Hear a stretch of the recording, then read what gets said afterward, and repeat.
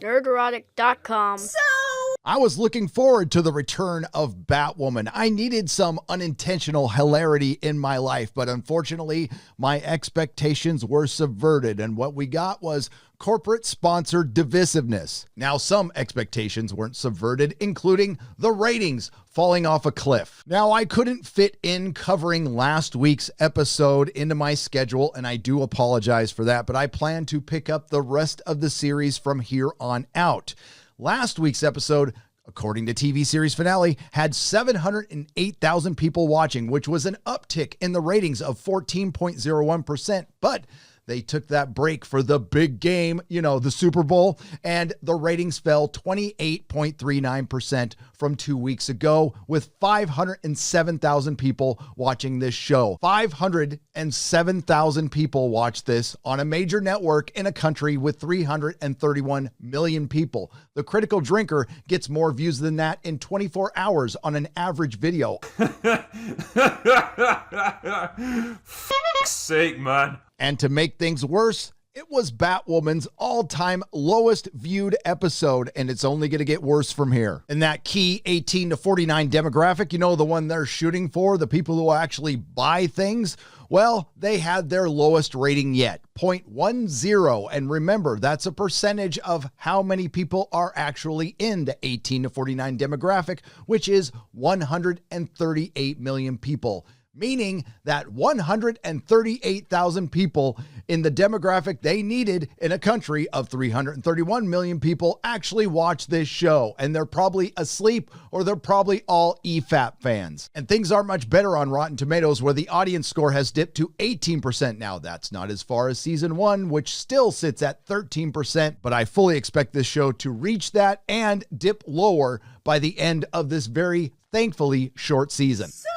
So let's get to it, but first, let's briefly recap the episode I skipped. Victor Zsasz, the notorious assassin that apparently Ryan Wilder knew because she ran in the same circles but never called the police, killed some people, and then Batwoman kicked his ass. There was some feelings in hallways, and we met Sophia, who we will call Raisha Girl, and we found out that she is a lesbian, and Alice is a lesbian.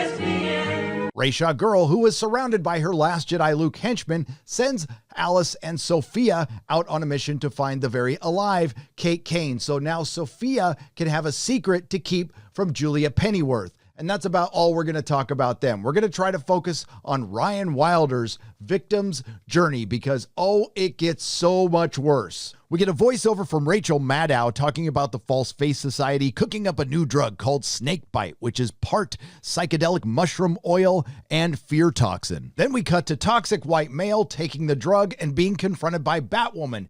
Batwoman threatens the guy who's obviously suffering from addiction, but we only apply empathy to anyone else except for toxic white males. She hangs him upside down to get the name of the dealer, gets it, and leaves him there, or at least that's what I'm assuming because we don't see anything else. Then she gets into the dollar store Batmobile, and at least they're consistent. Remember when the dollar store Batmobile couldn't chase down a van down by the river? Well, now it can't chase down a person on foot. Batwoman eventually chases down a member of the False Face Society and with her most threatening voice says, "You tell him I will find the head of the snake and I will cut it off." Where's the trigger? Where is it? You never give it to an ordinary citizen. Batwoman gets distracted by an alarm that was triggered in a jewelry store, so she leaves the False Face Society guy there to go sell more drugs or maybe go let his buddy down. Then she is confronted by a little boy. It was the little boy who triggered the alarm to the jewelry store because he said he didn't know how to turn on the bat signal. He said his brother has been missing for 3 months and no one cares. And if you're talking about the writing staff on this show, kid, then you'd be right. But the first question I would have is a question Batwoman doesn't ask. Where are your parents? And this is where the writers on this show miss a real opportunity to make a commentary on who the media decides to cover when kids go missing and parenting. Then we cut to Jacob, played by, poor Dougray Scott. He just looks like he's dying inside.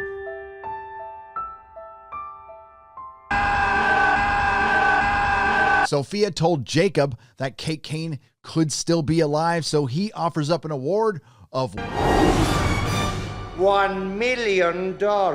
Minnie Fox and Mary, who in my first video I called Lucy, have an argument about the varying degrees of hope they have that Kate is alive. Then Ryan Wilder walks in, who I guess decided to have a good night's sleep before she started looking for the missing boy that nobody cares about. Ryan and Mary, who in my first video I called Lucy, start actually looking for the boy. And what a coincidence. He grew up in the same neighborhood as Ryan. So they decide to skip the dollar store Batmobile and take the much faster vehicle, the van down by the river. They end up at a comic shop with a rack outside just like this that says free comics, and this was the single most accurate moment in the history of any CW show. It was a rack filled with DC comics that nobody wanted to take for free. But this is a good thing. They're actually showing comic books in a comic book show, a rarity. So this triggers a flashback, and we see young Ryan going to her foster home with a stack of comic books in her hand. And I couldn't help but notice that they're fake comic books. So when DC is given an opportunity to actually promote their work, they don't. Not that it would help. I can't decide which is worse, DC Comics or Batwoman. Meanwhile, back at the flashback, young Ryan Wilder is walking into her new foster home. There's a couple of girls who are mean to her. Then she lets a girl through a window, and it ends up being her first crush. They read some comic books, and they pinky swear, which reminds me of another awful show that had two women pinky swear, Star Trek Discovery. I'm sorry I brought that up. I still suffer from PTSD. So we find out why this flashback was triggered in the first place. Turns out young Ryan Wilder was at that same comic store, and she was abducted by somebody called the Candy Lady, the same lady who abducted the boy she is looking for. What a coincidence. And Ryan Wilder has just achieved God-tier victimhood. The B plot is a bunch of forced drama between Sophia and Alice as they try to figure out if they can trust each other because they might have different motivations for finding Kate. And we're just going to cut to the chase. Sophia finds out that Alice wants to kill Kate and she shouldn't have trusted her. I don't care!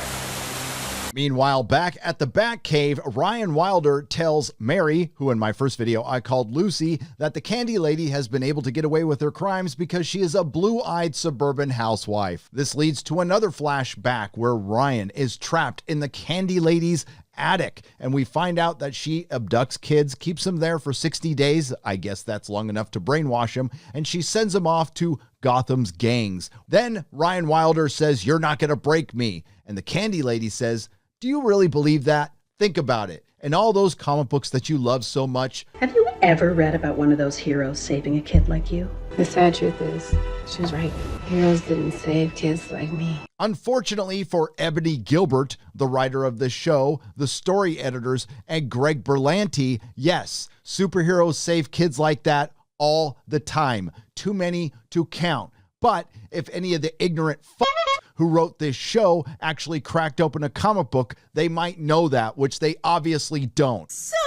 We get a montage of them landing on pretty thick that nobody cares about Ryan Wilder, and then a search party arrives, but they were looking for a girl who has fair skin and blue eyes, which just so happens to be the name of this episode. And that fair-skinned, blue-eyed girl they were looking for just so happens to be Beth Kane. So Mary, who in my first video I called Lucy, thinks Alice, who is Beth Kane, can find the Candy Lady. But it turns out they only said Alice's name so they can transition scenes to her and Sophia, and we don't care about this plot, and they end up dropping it completely anyway. Mary, who in my first video I called Lucy, and Ryan Wilder go to Kate Kane's old apartment above the gay bar.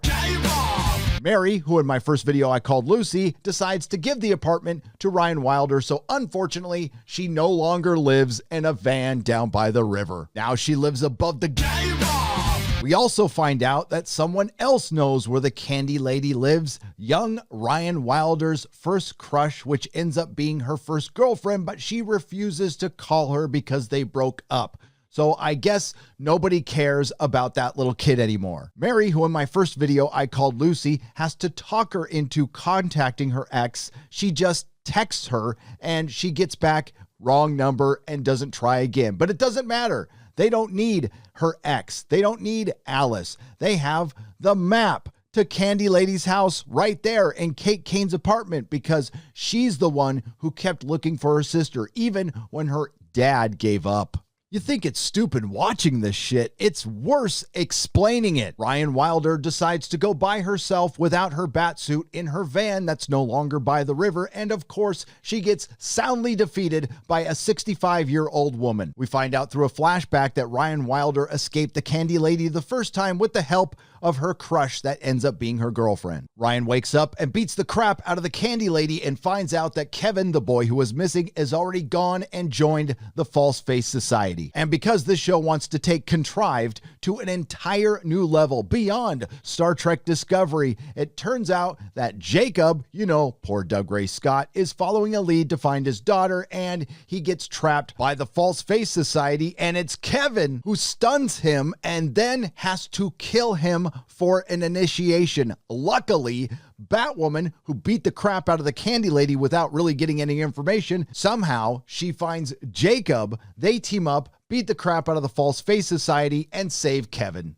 So we've reached the end, and poor Dougray Scott, who plays Jacob, asks Batwoman how she found them, and she says in the most pretentious way, "I looked." Aside from the very obvious message that the very nuanced Batwoman is trying to send here, I think it's a very good question. How did Batwoman find her? She didn't get that information from the Candy Lady. She knocked her out before she could get a location. Gotham is 330 square miles, according to your show and according to DC. Did you use your sad Dougray Scott playing Jacob detector? And we won't even talk about the fact that Ryan Wilder and her girlfriend knew there was a woman out there abducting children and did nothing about it for 15 years. But at least they got back together at the end of the episode. Now, the B plot that I didn't really talk about was Alice and Sophia working for Sophia, who we will call Raja Girl, looking for a guy to help find Kate Kane. Turns out that guy is Alice's ex. Oh, fucking CW. So I was curious. I wanted to see what genius wrote this episode, and it turns out it was someone named Ebony Gilbert. This might be her on Twitter. I'm not really sure. I'd wear a mask too if I wrote this episode.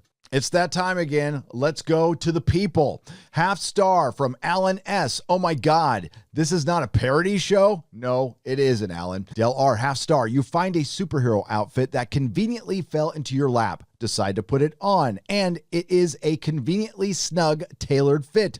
Then you become a crime-fighting superhero, taking gunshots while shouting, "Hey, this thing is bulletproof," all in a matter of seconds. They didn't even try. Terrible writing, terrible acting, just an absolute atrocity. Michael S., half star. Not sure where to begin with this mess, so I'm not going to. Painful to watch. One thing that is lingering from this smoldering pile of dung: bullets can't penetrate the suit she stole, but kryptonite can? Nazar A., half star. This was bad, and not in a good way or even so bad it's good way.